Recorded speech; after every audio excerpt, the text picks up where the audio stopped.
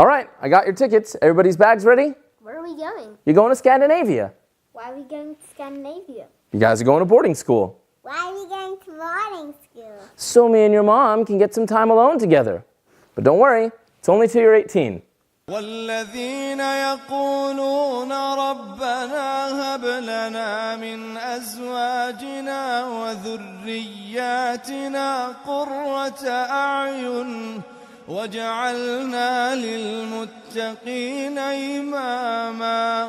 Transitioning from being a couple to parents marks one of the greatest stressors on the life of a marriage. You now have this new responsibility in your children, and the Prophet ﷺ said, كُلُّكُمْ رَعًا وَكُلُّكُمْ مَسْئُولٌ عَنْ رَعِيَّتِهِ, that each and every single one of you is a shepherd and you'll be asked about your flock. Or in other words, each and every single one of you has certain responsibilities that you'll be asked about, and certainly one of those responsibilities that you'll be asked about is your children. Because of this responsibility, there are now more demands on your time, your effort, and your focus, which in turn means less time for your spouse and less time focusing on your relationship. You might now be working more because you have a bigger rent payment and more mouths to feed. Your conversations, which used to be about the two of you, are now revolving around your kids, your duties, and your day-to-day activities as a parent. Many of our relationships, they deteriorate because our routines become robotic. It becomes about survival, taking care of the kids, paying the bills, and the years just start to go by. This starts to negatively affect the relationship as you can't even remember the last time that you went out together alone. Instead of having conversations as a young couple about the hopeful future, many argue over the difficulties of maintaining their relationship and the stresses that revolve around it. We discussed before how it's important that you get time for yourself,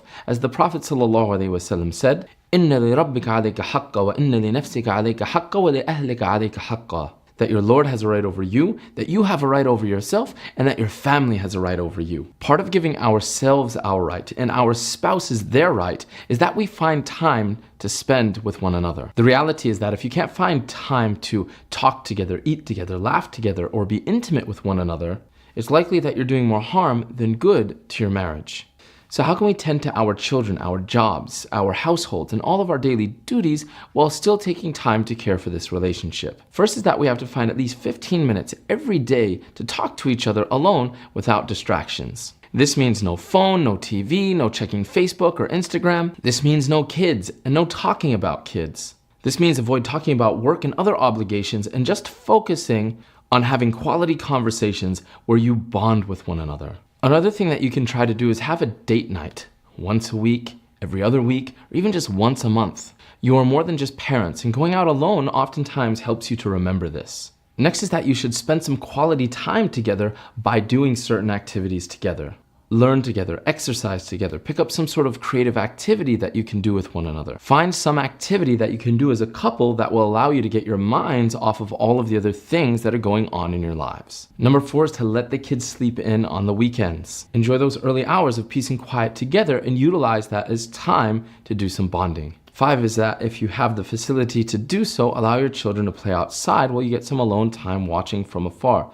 Or if you can go to a park or some sort of public place that you can watch your children from afar while getting just a little bit of time to sit and have a conversation with your spouse. Now, some of you might be thinking, oh my God, how am I going to get any time away from my kids to do any of these things? First is that you could try to incorporate your family into this plan and asking one of your relatives to watch over your kids for a short period of time while you and your spouse get away. Some of you might be saying, well, I don't have any family nearby. Try to work with another couple that have children of the same age group, where on one evening, for example, they can watch over your children, and on another evening, you can take care of theirs. Because again, sometimes one of the only ways that we can develop our relationship as husband and wife is if we get a little bit of time away from our children.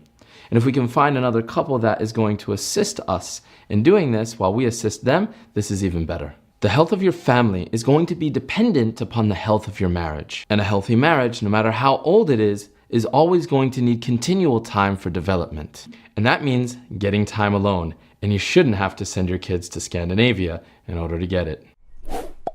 Thanks for stopping by and checking out another episode of Family First. I'm Nick Pelletier, and we're here every Wednesday talking about how we can impact society by working on our families one relationship at a time.